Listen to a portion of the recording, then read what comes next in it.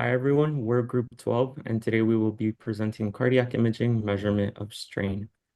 Now the heart is normally referred to as an inverted cone where the center portion is hollowed out and that allows for blood flow. Particularly with myocardial deformation, that's something that will help us with strain quantification. And deformation basically is the contraction and relaxation phases that we take into account. So those myocardial fibers and tissues, they contract and lengthen. So we could exploit those techniques by using radio frequencies, which I will speak about later, to tag these images. So with the left ventricle in the short axis view here, we're able to see that it plays an imperative role in distributing the blood systemically. Here we see how the LV is the most important factor. It has the numbers that are drastically changed when something is wrong. So the end diastolic volume, this is the end filling phase. So once the heart has the most blood, if the volume increases to a certain degree, particularly with age, that does not belong, we're able to see that a pathology is there, as well as the ejection fraction percentage can be calculated. So the left ventricle plays a major role, and these are CMR images on the side. With our technique, myocardial tagging, it can be seen here. The two main factors that we use to detect strain is left ventricular global longitudinal strain and global circumferential strain. Two other techniques that we will address is SENC, which is spatial encoding, and DENSE, which uses magnitude and vectors to go ahead and detect what type of strain is occurring. So normally with GLS, we want to be able to see a negative result because with blood flow, it goes downward, so past the 0 degree axis, and it has a structural orientation where it must impact downward first before it goes up into the aorta and systemically outward. So this just demonstrates a quick view of the ranges of how we're supposed to analyze and quantify the strain figures. Here is a sample of dense technique, which uses the vectors, quantifying the results and magnitude by analyzing the length of displacement of vectors.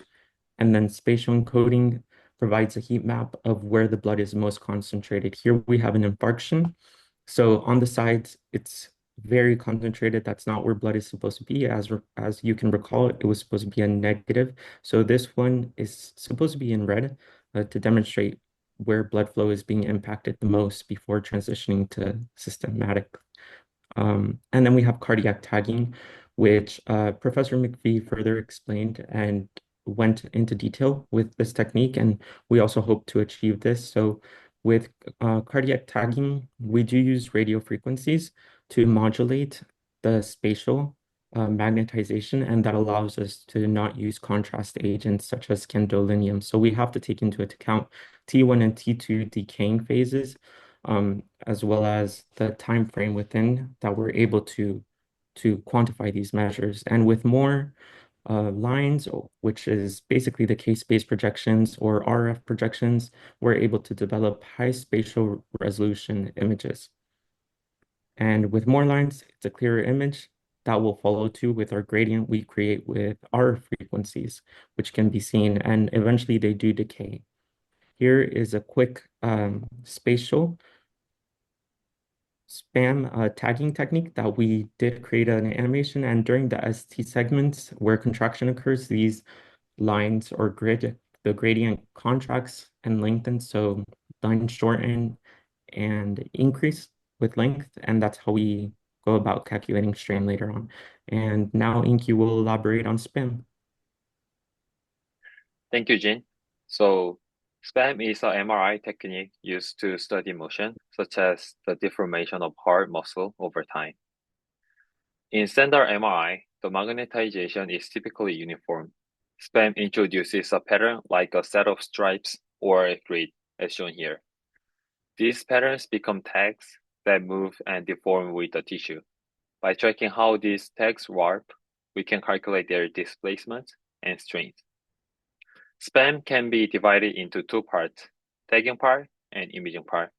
First, we create the spatial modulation pattern during the tagging phase. Then during imaging part, we visualize how these tags have changed shape. I will first focus on how we perform the tagging to create these special patterns, and then we will look at the imaging part later. After the polarization, tagging is done in 4 steps. First, RF pulse. The RF pulse tips the magnetization into the transverse plane by some degrees. In this case, we chose 45 degree. At this point, the magnetization is uniform, but now lies in plane. Next, we apply a gradient along the x direction. This gradient causes spins at different positions to precess at different rates, introducing a position-dependent phase shift. As a result, the transverse magnetization becomes spatially modulated.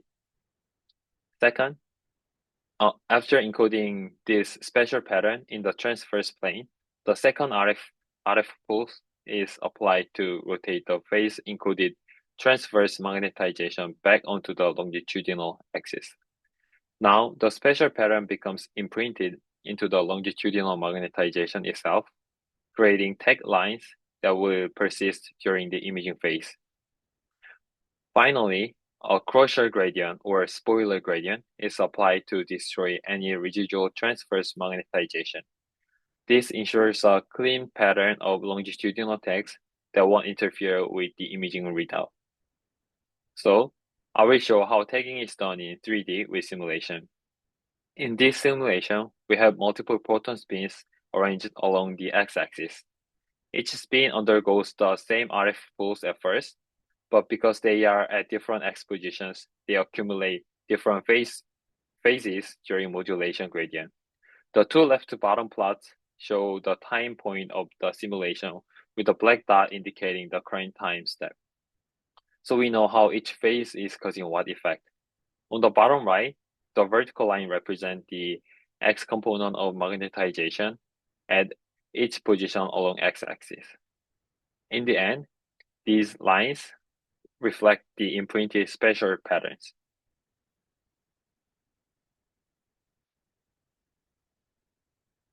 Now, let's see what happens if we increase the duration of the x gradient. By making the tagging gradient longer, the spins accumulate more phase difference. Essentially, we are increasing the spatial frequency of the modulation pattern. It means the tagging lines become more packed. A longer gradient duration leads to a finer pattern of tags. This can be useful if we need higher spatial resolution in detecting tissue motion, but it might also reduce signal in certain areas. Now, JP will explain the imaging part and how we calculate cardiac strain. Thank you very much, Inkyu. So regarding the imaging part, it is pretty much the same as of what we studied in class. The RF pulse was already applied during the tagging period, and the readout gradient in X, as well as the phase encoding gradient, are pretty much the same as before. After obtaining the image, we will end up with something like this. So this is an image of the heart that was tagged in the X-axis. Remember that the tissue is the one tagged by magnetizing it by magnetization saturation. So what will happen and what we will end up with is something like this, which shows the contraction of the tissue.